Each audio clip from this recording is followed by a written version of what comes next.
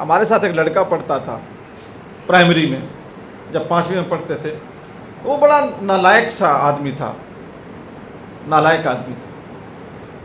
تو ایک دن ہمارے جو استاد تھے نا، وہ تھوڑا سا اس چیز کو سیریس لے گئے کہ میں نے اس کو ریاضی کروانی میتھ کروانا ہی کروانا ہے۔ انہوں نے اس کو بلایا، کہا چودھری ادھر آؤ۔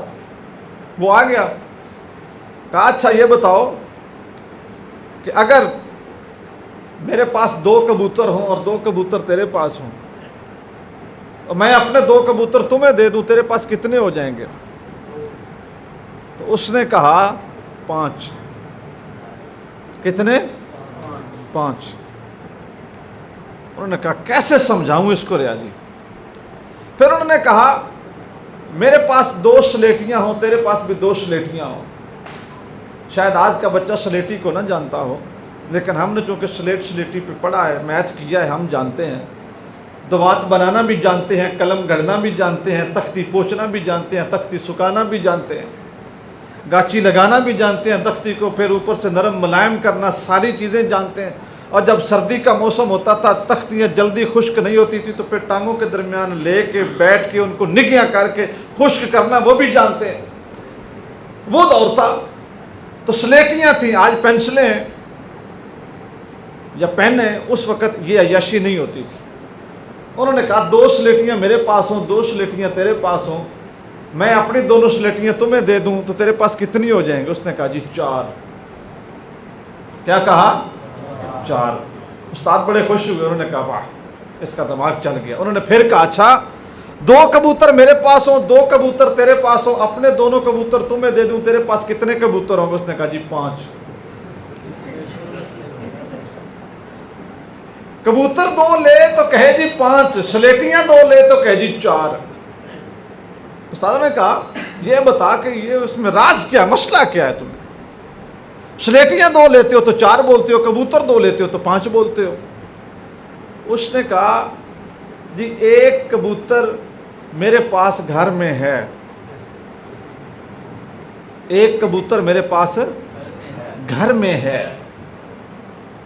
اس نے وہ جو کبوتر کہا تھا نا گھر میں ہے،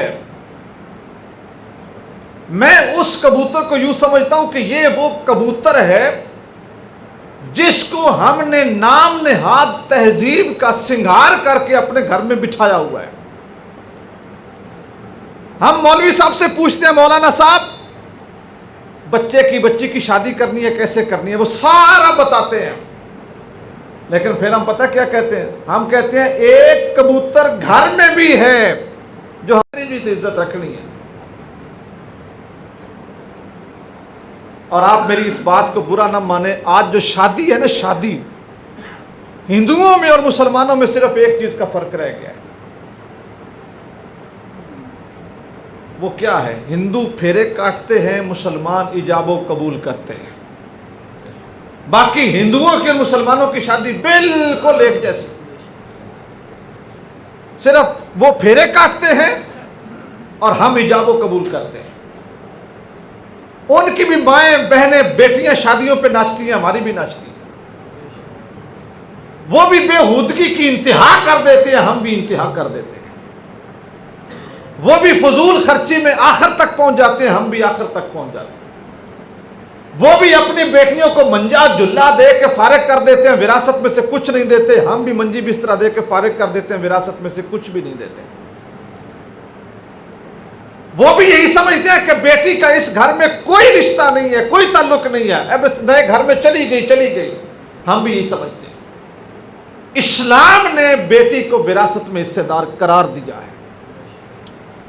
بیٹے کے 2 حصے، بیٹی کا 1 حصہ، لیکن کلمہ پڑھنے والے، اذانیں پڑھنے والے، نمازیں پڑھنے والے، نکاح کے خطبے پڑھنے والے اور دین کی بنیاد پر نکاح کرنے والے اور شادی کارڈوں پہ نکاح ہو من سنتی لکھنے والے اپنی بیٹی کو وراثت نہیں دیتے۔ اس کو کہتے ہیں بیٹے تمہیں جہیز دے دیا ہے۔ یہ جہیز ہی ہندو بھی دیتے ہیں جو ہم نے بھی دے دیا ہے۔ تو میری بات کو برا نہ مانیے گا، ہم نے باپ دادے سے جو بری رسمیں لی نا، اسلام برے صغیر میں آیا 1000 سال ہو گئے، لیکن ہمارے دلوں میں نہیں آ سکا. کتابوں میں آ گیا,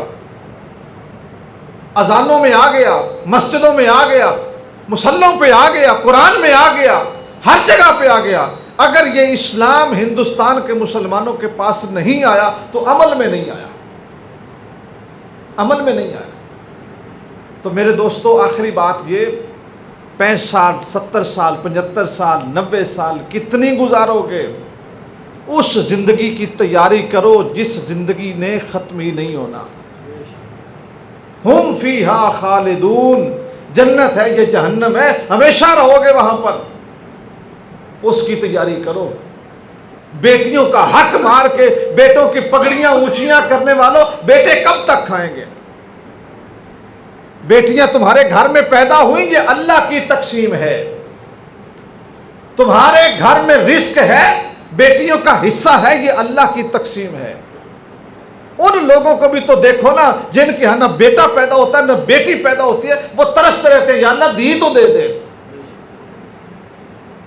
اگر اللہ نے اولاد دی ہے تو اولاد میں انصاف کرو اور اسلام کے مطابق کرو, تاکہ نہ بیٹیاں اپنے آپ کو معاشرے پر بوجھ محسوس کریں, نہ اپنے آپ کو چھوٹا سمجھیں, نہ اپنے آپ کو گھٹیا سمجھیں, نہ اپنے آپ کو اپنے بھائیوں کے پاؤں کی جوتی سمجھیں, اور پورے کانفیڈنس اور اعتماد کے ساتھ اپنے میکے گھر میں آئیں, سمجھیں کہ ہمارا اس گھر میں حصہ ہے. شادیوں کے بعد بیٹیوں کا پتا کاٹ نہ دیا کرو, ان کا درخت اور ان کا پودا پیڈا لگایا کرو کہ بیٹے شادی ہو گئی تم اگلے گھر ضرور چلی گئی, لیکن باپ کے گھر سے تیرا رشتہ, تیرا ناتا, تیرا تعلق ختم نہیں ہوگا. کیوں؟ کہ میں مسلمان ہوں.